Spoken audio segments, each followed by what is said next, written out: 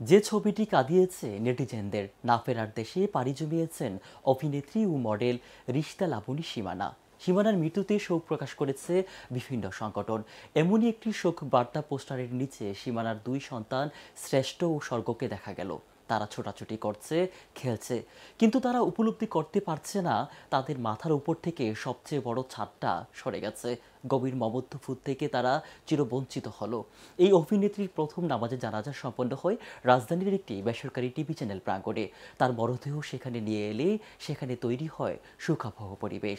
দীর্ঘদিনের সহকর্মীরা অভিনেত্রীকে ফুল দিয়ে শেষ শ্রদ্ধা নিবেদন করেন। সে সময় অভিনেত্রীর দুই ছেলে শ্রেষ্ঠ ও স্বর্গ সেখানে ছিল। সেখানে স্বর্গ ও শ্রেষ্ঠ খেলাধুলা করছিল। মায়ের শোক বার্তার পোস্টারের নিচে দুজনের খুনসুটিতে মেতে ওঠার একটি ছবি সামাজিক মাধ্যমে ভাইরাল হয়ে গেছে। এই ছবি দেখে নেটিজেনরা চোখের জল ধরে রাখতে পারছেন না।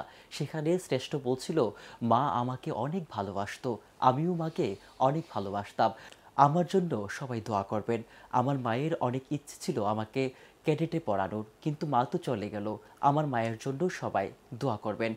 একটু দূরে সীমানার মা নাট্য পরিচালক সালাউদ্দিন লাবলুকে জড়িয়ে কাঁদতে কাঁদতে বলেছিলেন, আমার মেয়ে এত অল্প বয়সে চলে যাবে বুঝতে পারেনি। এত কম বয়সে কেউ এভাবে চলে যেতে পারে। তারপরে মেয়ের ছবি ধরে অজরে কেঁদে ওঠেন।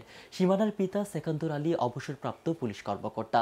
দুই বোন এক ভাইয়ের মধ্যে সীমানা সবার বড় ছিলেন।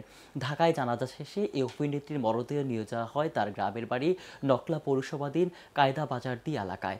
মঙ্গলবার সন্ধ্যা 7:30টার দিকে নকলার কায়দা বাজারডি গুরুস্থান মাঠে তার জানাজা অনুষ্ঠিত হয়।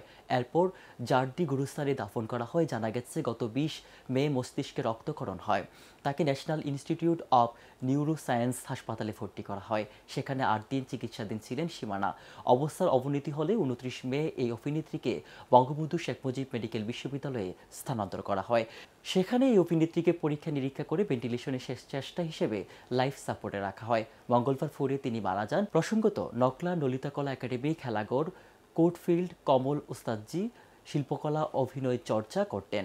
এরপর বিটিভিতে কাজ শুরু করেন। তারপর 2006 সালে লাক্স চ্যানেল আই সুপারস্টার প্রতিযোগিতার মাধ্যমে সবিজে পা রাখেন সীমানা।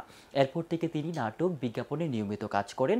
তৌকির আহমেদ পরিচালিত দারুচিনি দ্বীপ তার প্রথম সিনেমা। রোশনী নামের একটি সিনেমাতে অভিনয় করেছেন। সীমানার উল্লেখযোগ্য নাটকের মধ্যে সাকিন শারিশুরি, কলেজ স্টুডেন্ট।